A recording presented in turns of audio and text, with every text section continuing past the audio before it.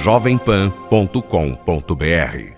A Operação Lava Jato chegou à 17ª fase. Essa nova etapa foi chamada de pichuleco, um termo que foi usado para se referir ao dinheiro da propina paga pelas empresas envolvidas no esquema. E dessa nova etapa, a Polícia Federal prendeu em Brasília o ex-ministro da Casa Civil do PT, José Dirceu. Vamos conversar agora com o vice-presidente da CPI da Petrobras, o deputado Antônio Embaçaí, do PSDB da Bahia, que já está na linha com a gente. Bom dia, deputado. Bom dia, Raquel. Deputado, a prisão do ex-ministro José Dirceu pode alterar os rumos da investigação da CPI da Petrobras? Sem dúvida nenhuma, Raquel. Veja, o ex-ministro José Dirceu, ele foi presidente do PT, ele comandou a campanha do Lula, a primeira campanha vitoriosa do Lula em 2002, foi nomeado por Lula presidente um ministro da Casa Civil, um ministro todo poderoso, era chamado até pelo próprio ex-presidente Lula como capitão do time. Portanto, tem uma repercussão enorme, um significado enorme, porque aproxima definitivamente a figura do ex-presidente Lula a todo esse esquema do petrolão e também do eletrolão.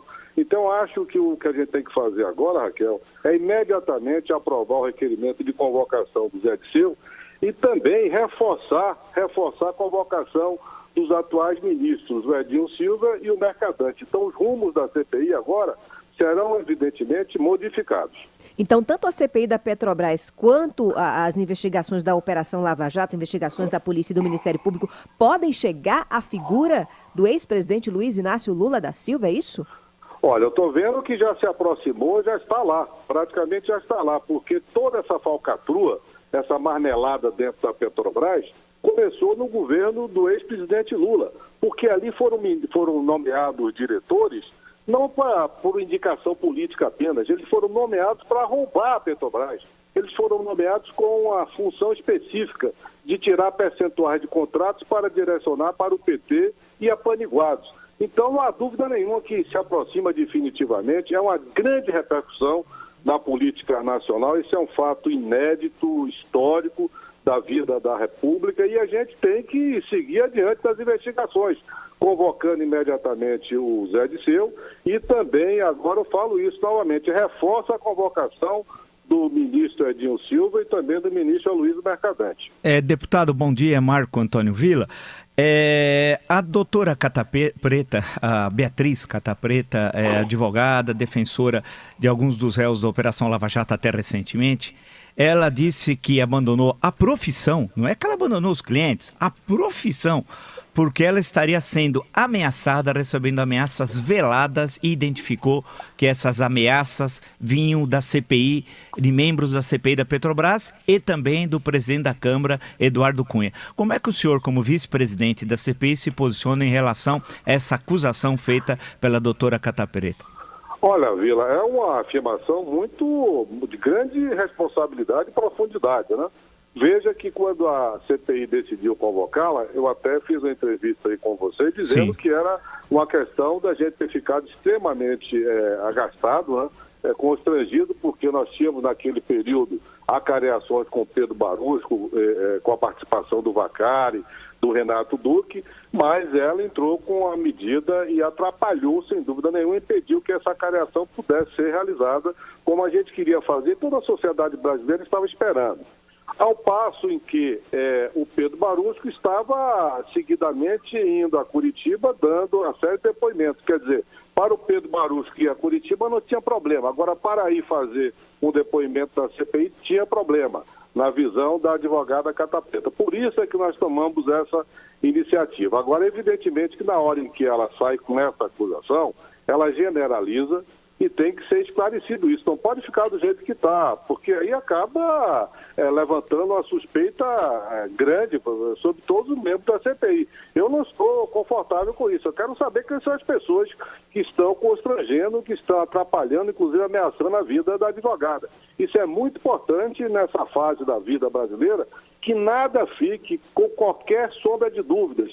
Tem que esclarecer. Pode até se discutir, Vila, se deveria convocá-la ou não, por uma questão de natureza ser uma advogada. Mas na medida em que ela diz que tem aí uma série de constrangimentos e ameaças, Não pode ficar essa coisa sem esclarecimento. E por falar em constrangimento, deputado Embaçaí, o delator, réu confesso do Petrolão, senhor Júlio Camargo, ele quer agora que o Ministério Público investigue os integrantes da CPI da Petrobras. Minha pergunta, os deputados se sentem intimidados, constrangidos de alguma forma com esse pedido sui generis?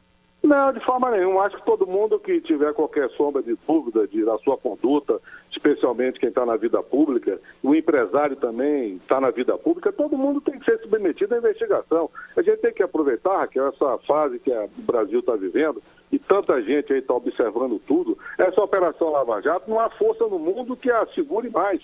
Eu até falei isso anteriormente aí com vocês, não tem como impedir que ela funcione, porque houve evidentemente, algumas tentativas aí de inibição da operação. Mas não, qualquer um que esteja com qualquer sombra de dúvida tem que abrir tudo, falar tudo, dizer tudo, investigar. Porque é o momento assim que a gente está tendo uma oportunidade rara de fazer uma grande virada no país. Sem dúvida, deputado. Bom dia, agora é José Val, saudando a sua entrevista, também a coragem, como o senhor está dizendo, e a pergunta é a seguinte: com todo esse assombro que aconteceu agora, que é a nova prisão de José Dirceu, e a consciência de que realmente tudo muda a partir de agora, qual a caminhada da CPI em razão desse fato, deputado?